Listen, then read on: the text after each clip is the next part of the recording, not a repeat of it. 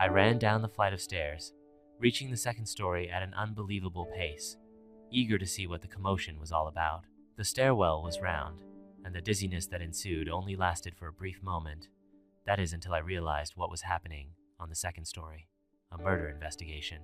Wide-eyed and dry-mouthed, I grappled amidst the crowd, in search for a familiar face or a comforting smile. But all I got was unfriendly neighbors and their buzzing panic. I came across a lanky police officer who looked as clueless as I felt, and asked him what was going on. From the whispers of the cops and the people around, I gathered that they were looking around for the murder weapon. It was missing from the crime scene. "This is a crime scene. You are not wanted here." I understood, but I was as curious as a cat, and I wanted to see everything: the raw reactions of everyone around, the helplessness of the authorities, and the bloody body. I wanted to know the cause of death, the time, and everything in between. In reality, though, I was a bit of a scaredy cat, and didn't necessarily want to mess with any authority. So, I slipped out of the room quietly, only to be back several hours later when there wasn't a hint of light in the world, and everyone was deep into sleep. I snuck into the apartment and looked around for evidence. Sure, it wasn't the best idea to be pottering about a crime scene, but I couldn't resist the temptation. I went through old diaries, photo albums, and even flicked through channels on his television, but found nothing suspicious. Obviously, I wanted to get a hold of the victim's other personal belongings, like his laptop and phone, but the police had already swept it away for evidence. I sighed, watched a little more TV, and left soon enough. The next morning was a funeral service. There were family members present, some bawling, others feigning sadness, but overall there was order and restraint.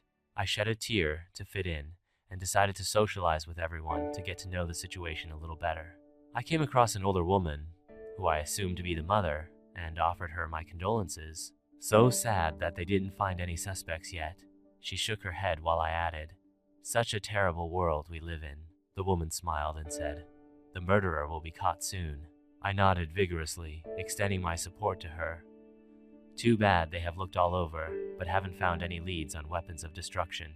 She blew her nose into her handkerchief. I was told they were yet to look at the third floor. My eyebrows shot up. "What's on the third floor?" She blew her nose again, this time louder. Apparently he frequented that area. I gave her a kiss on the cheek, both of us pretending to be long-lost friends. The only difference being, I knew she didn't know me. I ran out of the room and fled up the stairs to the third floor. With no great effort, I opened the door swiftly and made my way into the room at the farthest corner. With such grace, an outsider would think I knew my way around this floor. I walked in, opened the drawer with the loose screw, and picked up the piece of plastic encasing an unusual item. To me it seemed like a weapon of self-defense, but to an outsider, it would look like it was the murder weapon everyone was looking for.